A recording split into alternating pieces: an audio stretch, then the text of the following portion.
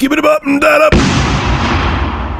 So I was sent an article today about Anita Sarkeesian, which I wish I remembered the person's name because I would give them the biggest shout out in review tech history for doing so.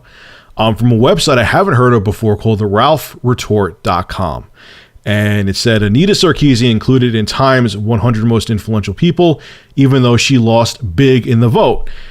And it's a very, very heated article. They use a lot of slander and a lot of names. So I'm thinking to myself, okay, I haven't heard of this website before. And I know Anita is not really a very stand-up person, but I'm sure someone had to have voted for her, or at least if they showed the poll, Time Magazine, if they just wanted to put her in there anyway, even if she didn't get the votes, at least they would lie and pretend and show the poll like, oh yeah, she got like 90% of the vote. But no, they didn't. So I actually went and found as you're seeing here on screen right now, all you're seeing is a still of the poll for Anita Sarkeesian. I went and found the poll, and she got 80% votes no and 20% yes. Let me repeat that again. I know you're seeing it, but I'm letting it sink into my brain too. 80% people downvoted her, only 20% upvoted her, yet she was still included in Time Magazine's 100 most influential people. Time Magazine, let me talk to you first. Why wouldn't you at least fudge up the numbers with the polls so at least it seemed believable? Why would you have such a damning piece of evidence on your own website that you lied about Anita Sarkeesian to get her on the top 100 most influential list? Why wouldn't you put like 80% yes and 20% no? Why would you let this out there? Am I missing something? Did something go over my head? You're like, oh, we don't believe the poll. It's probably just a bunch of, the ignorant men that you said who are still trying to be 15. So we're going to put her on there anyway. What did you put up this poll for? Is it just for shits and giggles? Do you not care? Like, oh, we think this person's influential even if the American public doesn't think so. So we're going to put him in there anyway. This poll be damned. It's just to shut people up and make it, and so we could pretend that we give a shit about what they say. Wow. You are as much of frauds as I feared you were, Time Magazine. Like, you're worse. And you're ballsy about it. Like, it's like you almost like with this poll, you're sticking your middle finger up to people and saying, we're going to spoon feed you who we think is influential. If you don't like it, fuck you, deal with it. Oh, man. But to the guys and girls who watch my channel, who are just into the gaming side of things and tech side of things, but don't follow, current events and other news too much and politics and things like that, are you seeing now how the mainstream media works?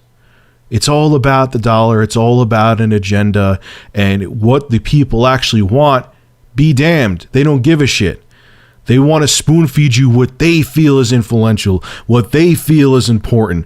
And they want to make sure, because they know her name, Anita Sarkeesian, is a very controversial name, she was going to get shoehorned into this list because they knew people like me. I'm not dumb enough. I'm smart enough not dumb enough, smart enough to realize that they baited me in. Congratulations, Time. You got me. You got fat asses like me to talk about her. And it's all about the ad revenue.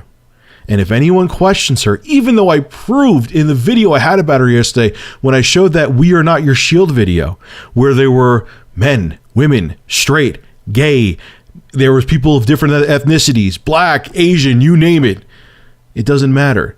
They have dubbed anyone who is against Anita and anyone who's against this extreme feminism movement to be ignorant, to be young males or men in my age who still pretend that they're 15 years old. Even though I prove that it's so far from the truth, it's not even funny. The sad thing is that even though you and I know better, like I said, people like me and Mundane Matt have a very balanced outlook on people like Anita. We don't count. They don't care. And to people who aren't passionate about this industry like we are and who really follow it, they're going to see her and be like, oh wow, she just wants equality in gaming. That's all she wants. And there's a lot of people out there who are going to hear people like me and, oh, Rich, you're so harsh on her. You're so extreme. You are one of those ignorant men they're talking about, because they just don't know better. Because they just, thumb through a Time magazine or go to Time magazine's website, and that's all they do. They're not into this like you and I are. And they know that ignorance that a lot of people have about this industry will make people actually look up to Anita, because they're not looking at all the other bullshit that she's done and all the other nonsense that she's affiliated herself with, they'll just see this and be like, wow, she just wants equality in gaming. She's a great woman. It sucks, man. But I know you guys sometimes are sick of me talking about shit like this, but I have to. You have to fight crap like this or else you lose. So Time Magazine, you were caught red-handed, spoon-feeding people a big dose of bullshit. And thank God for how big the internet is now, because back like 15 years ago, Time, you could have gotten away with something like this. Now, you can't. And I'm so fucking glad.